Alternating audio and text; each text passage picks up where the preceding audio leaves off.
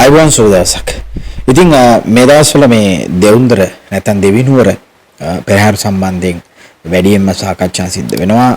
විශේෂයෙන්ම දැන් සතියක් විතර මේ පෙරහැර ගමන් කරනවා. ඉතින් 29 වෙනිදා තමයි අවසාන දවස.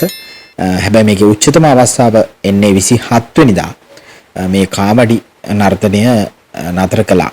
නැත්නම් එය අවසන් කරා කියන කාරණයක් එක්ක නැත්නම් තහනම් කරා වගේ කාරණයක් එක්ක ලංකාවම පොඩක් කැළඹුණා ඒ තීරණය සම්බන්ධයෙන්. මොකද අපරාධකාරී නායකයන් දෙදෙනෙක්ගේ ප්‍රකාශ නිසා මේක නැවැත්තුවා කියලා. නමුත් ආයෙ හවස සාකච්ඡා කරලා මේක නැවත තියනවා කියලා තීරණය කළා. කොහොම හරි වැඩේ යනවා. එතකොට දැන් ඊට පස්සේ ඒකත් එක්ක සමාජ මාධ්‍ය තුල සාකච්ඡාවක් ඇති වෙනවා මේ මොන කාවඩිද එහෙම කියලා. හරිද? මේක වෙනම සංස්කෘතියක්. හරිද? එතකොට මේකේ අතීතය මොකද්ද වර්තමානය මොකද්ද කියන එක තමයි මම සමාජ මාධ්‍ය මේවා සම්බන්ධයෙන් ගවේෂණය කරපු දැනුම් තේරුම් ඇති අයගේ ලිපි මගින් උත්සාහ කරන්නේ මේකේ අතීතය සහ වර්තමානය ගැන හඳුනා ගන්න. ඉතින් මේක අතීතයම නෙමෙයි. ගොඩක් දෙනෙක් කියනවා මේ සංස්කෘතිය මේ දැන් යන කාවඩි නටනවා කියලා කණ්ඩායම් දැන් කණ්ඩායම් 40 ගණක් යනවා කියනවනේ. අපි දන්න විදිහට ඔය ගමක් නැත්නම් අපි අර කියන්නේ සෙට් එකක් කියලා. ගමක් හෝ නැත්නම් කණ්ඩායමක් හෝ යාළුවෝ සෙට් එකක් හෝ මොකක් හරි ඒ වගේ මොකක් හරි වර්ගයකට අයත් කණ්ඩායම් 40 ගණනක්. දැන් 42ක් හෝ එහෙම ගණනක් දැන් යනවා කියලා තමයි අපි දන්නේ. ඔක 25ට අඩු කරන්න කියලා තිබ්බා. ඔහොම එහෙම. එතකොට හැබැයි ඒක වෙනම මේ අවුරුද්දකට වතාවක් තියෙන එක දැන් වෙනමම මේ රැල්ලක් බවට පත් වෙනා තියෙනවා කියලා තමයි වර්තමානයේ වෙන විදිහ දාන්නේ.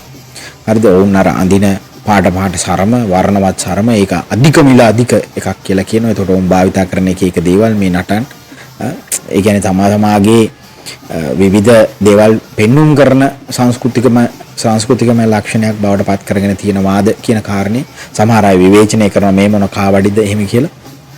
එහෙම කාරණා ASCII මේකේ පරණ අතීත කතාව මොකද්ද කියලා හොයන්න සහ වර්තමානයේ මොකද වෙලා තියෙන්නේ කියන කාරණය තමයි මේ අපි සොයා බලන්නේ. ඔබේ දැනුමට මේ දැන් සමාජය තුළ කතා බහක් ඇති වෙලා තියෙන නිසා මේක සම්බන්ධයෙන් අපි අවබෝධයක් තියාගන්න එක හොඳයි. එතකොට හැමදාම මේ පෙරහැර නතර වෙන්නේ නැහැ.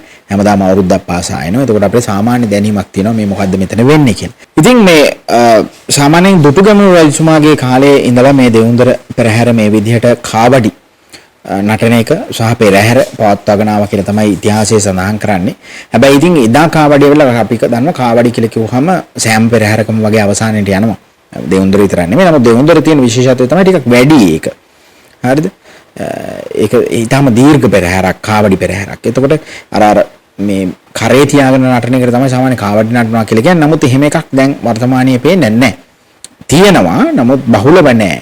ගොඩාක් කණ්ඩායම් නටන්නේ නිකන් කාවඩියක් නටනවා කියලා. නමුත් ඒකට කියන්නේ කාවඩි නටනවා කියලා. හරිද? එක විවිධ ආකාරයේ මෝස්තර එක දේවල් දාගෙන ඒවා දැන් විකාශනය වෙලා තියෙනවා. ඉතින් තව මම මේ ලිපියක් උපුටා ගන්න මාතර කාවඩි පිස්සෝ කියන පිටුවේ ඔවුන් කියන්නේ දෙවනුවර කාවඩි කලාව උරුමයක්ද නැත්නම් අමතක වෙමින් පවතින සංස්කෘතියක්ද කියලා ප්‍රශ්න කරලා තියෙනවා. ඉතින් කාවඩි කලාවේ රැල්ලට නොයන වැල්ලේ කරාවේ කොල්ලන්ට විතරක් උරුම සැඟවුණු හැකියාව කියලා උන් මේක කියන්නේ. දකුණු ලංකාවේ විශේෂම දෙවනුවර ප්‍රදේශයේ කාවඩි කලාව යන සාමාන්‍ය නර්තනයක් නොවේ.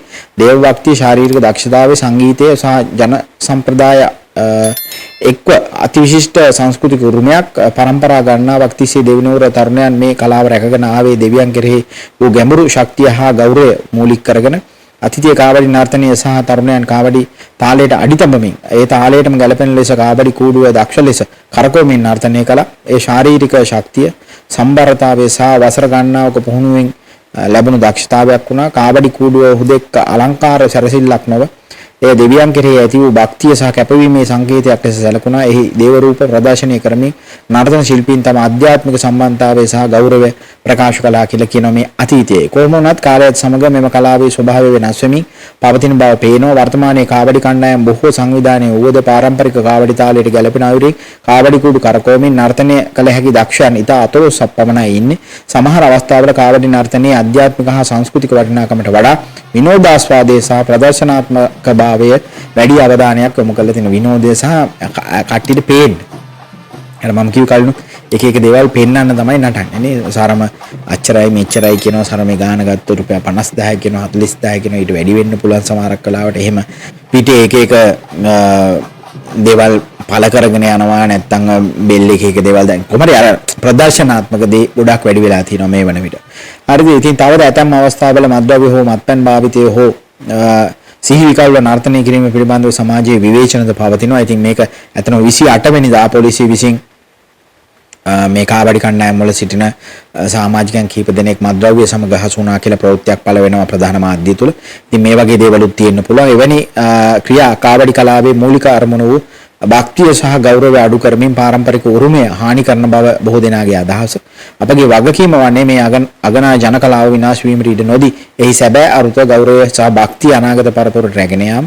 කාවඩි කලාව සුරකන්නේ හුදෙක් නර්තනයක් සුරකීම නොවේ දකුණු ලංකාවේ සංස්කෘතික අනන්‍යතාවය හා ඉතිහාසයේ සුරකීම කියලා තමයි මේ සටහන තියලා තියෙන්නේ. ඒක ටිකක් මම හිතනවා ටිකක් ගැඹුරින් වැඩි කතා කරලා තිනවා. ඇත්ත මේ කතාව නේද?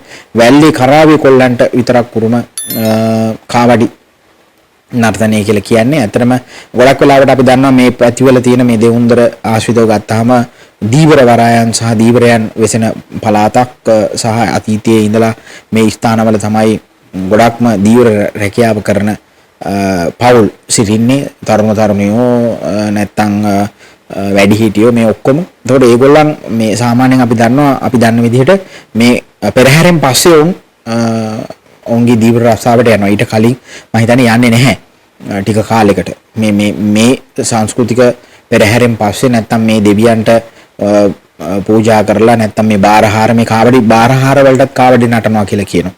එතකොට මේකෙන් පස්සේ තමයි ඔවුන් ඊළඟ වාරයේ මුහුදු යන්නේ. නැත්නම් ඊළඟ වාරයේ දීවර රැකියාවට යන්නේ. අපි අහලා තියෙනවා එහෙම ඒ අදාළ පළාත් වලට ගියාම දේවුන්දර සහ මාතර පැති වලට ගියාම ඔවුන්ගේ ලක්ෂණයක් නැත්නම් ඔවුන් දෙක සාකච්ඡා කරපුවම ওই වගේ දේවල් තමයි අපිට අහන්න ලැබෙන්නේ. ඒ කියන්නේ ඔවුන් ඊළඟට රැකියාවට යන්නේ නැත්නම් ඔවුන්ගේ රැකියාව කියලා දීවර රස්සාව මුහුදු රස්සාව කියලා ඒගොල්ලන් සාමාන්‍යයෙන් කියන්නේ. ඉතින් ඒකට යන්නේ මේ පෙරහැරෙන් පස්සේ.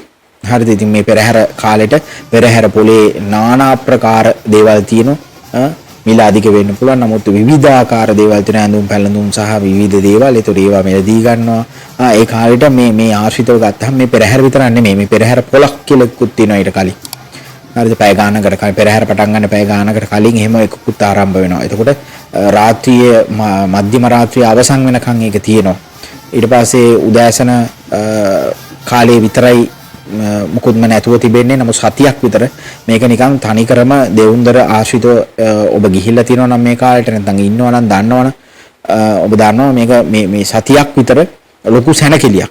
හරි? දැන් නුවර පෙරහැර කියලා කිව්වහම දළදා පෙරහැර කියලා කිව්වහම ඒක වෙනමම නුවරට වෙන් වෙච්ච කාලයක්. ඒක සතියක් විතර හෝ ඒ අදාළ කාලේ. එතකොට ඒ කාලේදී අපි දන්නවා එහි වෙනම සංස්කෘතියක් තියෙනවා. වගේම මේ දෙවුන්දර ආශ්‍රිතවත් ඇත්තටම එහෙම සංස්කෘතියක් තියෙනවා. හරිද? ඒක වෙනම සංස්කෘතියක්. අර දළදා පෙරහැරත් එක්ක සමාන කරන්න බෑ මේ සංස්කෘතිය. ඒතකොට ඒකත් එක්ක එන කාවඩි නර්තන සහ කාවඩි සංස්කෘතියක් තමයි මේ තියෙන්නේ. ඒතකොට ගොඩාක්ම මේ මුහුදු යන අය, දීවර රැකියා කරන අය මේ හා සමාන සහ මේවත් එක්ක ගැටෙන මේවත් එක්ක යන ඔවුන්ගේ විශ්වාස, ඔවුන්ගේ බාරහාර අනම්මනම් ඕවත් එක්ක තමයි මේ කාවඩි නටන ඒවා මේ පෙරහැරේ නටන එක ඒවා සම්බන්ධ වෙලා තියෙන්නේ. ඉතින් ඒවා තමයි මේ විකාශනය වෙලා ඇවිල්ලා තියෙන්නේ. ඉතින් අද වෙන විට අර කාවඩි කූඩුව කියන එක නැති වෙන්න පුළුවන් ගොඩක් වෙලාවට.